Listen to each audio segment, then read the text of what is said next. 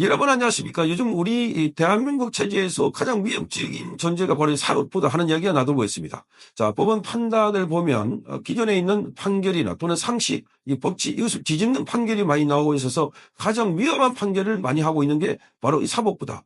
자, 그래서 사법부가 장악돼 있다는 이야기가 많이 나오고 있습니다. 윤석열 대통령의 재판에서도 그랬고, 자, 이번에 이 김만배도 마찬가지입니다. 자, 대동동 개발 사업을 도와달라고 당시 성남시의회 의장에 청탁하고 뇌물을 준 혐의로 1심에서 실형을 받은 김만배에 대해서 항소심에서 무죄를 선고했습니다.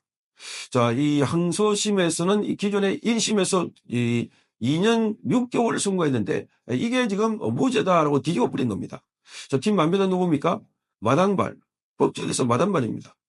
자, 법조에 오랫동안 출입하면서 기사는 제대로 쓰지 않고 로비를 했다 하는 이자가 본인 재판 관련해서 항소심에서 또 뒤집어 버린 겁니다. 과거에 이재명이 자, 이 김만배가 그 권순일을 만나가지고 이재명 재판을 뒤져버린 거하고 비슷한 상황이 아닐까 이렇게 보여집니다. 자, 오늘 수원 고법 형사 2-3부, 고법의 2-3부 이 판사가 누군지를 잘 봐야 됩니다. 박광석, 김민기, 김종우입니다. 박광석, 김민기, 김종우.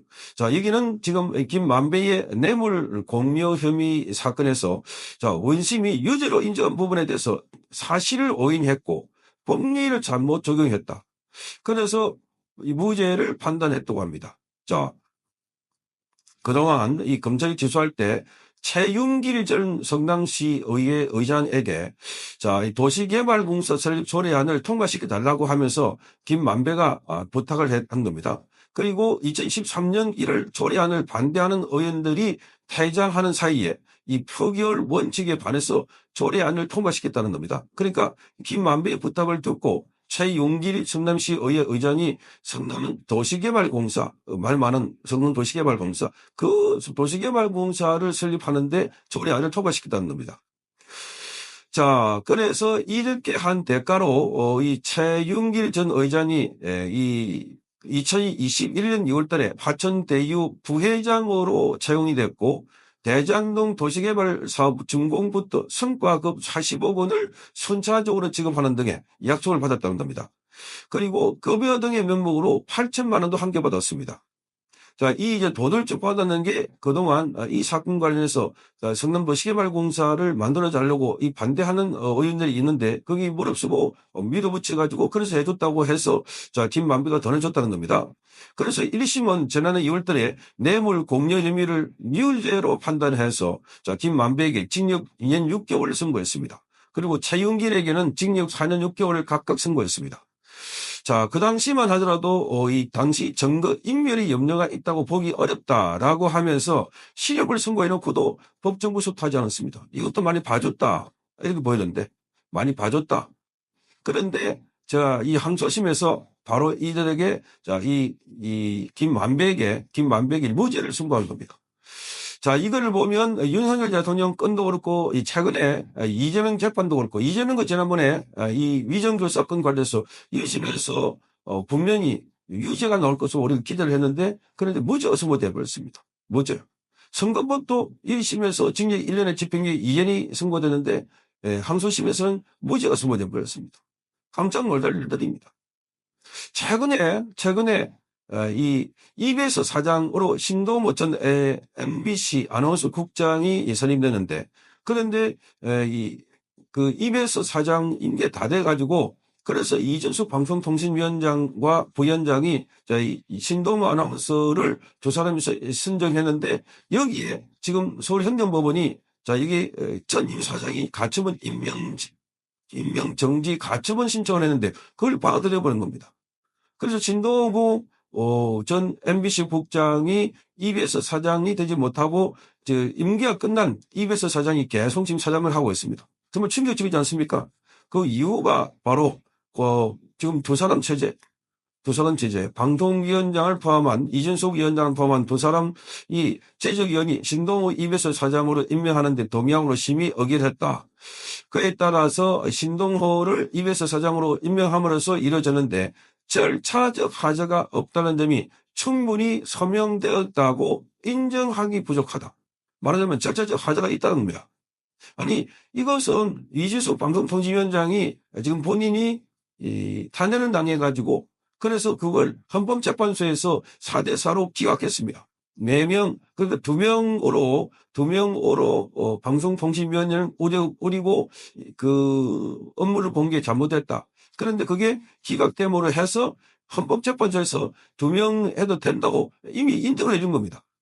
그럼에도 불구하고 지금 이 신동호 아나운서 그 좀 더 앞에는 MBC 이사 지난해 8월 달에 8월 13일 날 임기 끝났는데 아직도 이사를 하고 있습니다. 임기 다 끝났는데. 그것도 이준석 위원장과 지금 여기 부위원장이 두 사람 체제에서 새로 이 이사를 뽑았다. 이 두 사람 체제가 잘못됐다. 그렇게 해가지고 대법원까지 가가지고 대법원에서 맞아. 이 두 사람 체제가 문제가 있어. 이렇게 해버린 겁니다. 가처분 신청을 다 받아준 겁니다.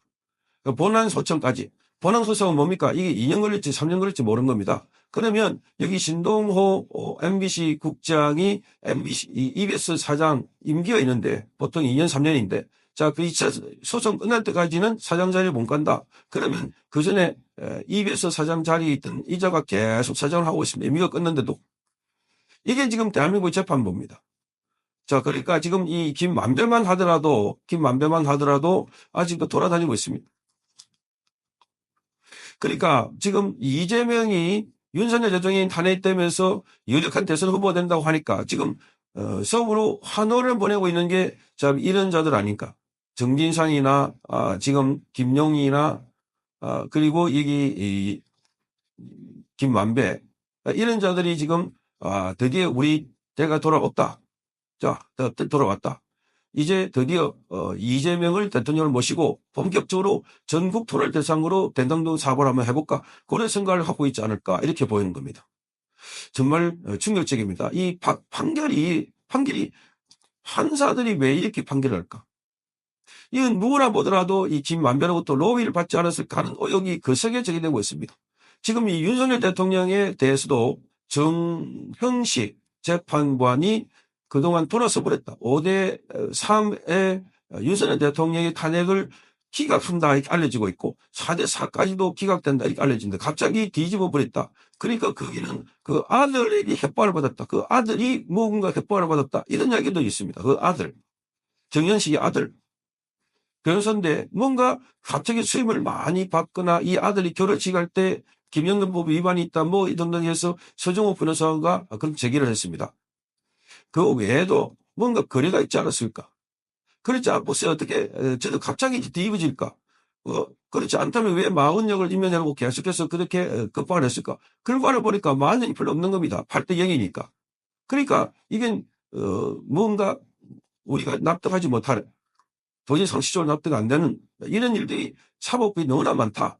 윤석열 대통령을 체포 구속할 때도 자 영장을 서울중앙지방법원이 아닌 서부지방법원에 가지고 발부받았다는 거 정말 충격적이지 않습니까? 최지 대통령을 그런 꼼수를 써가지고 결국 대통령을 구속시켰고 나중에 대통령을 또 파면을 시킨 자 이런 일련의 이 판결들이 대한민국 지금 사법부가 완전히 뒤집어져 가지고 그래서 이 어렵고 옳은 재판관들이 아니라 완전히 이 불의한 재판관들이 판결을 뒤집고 있어서 대한민국은 최대 지금 위기 사무원을 맡고 있습니다.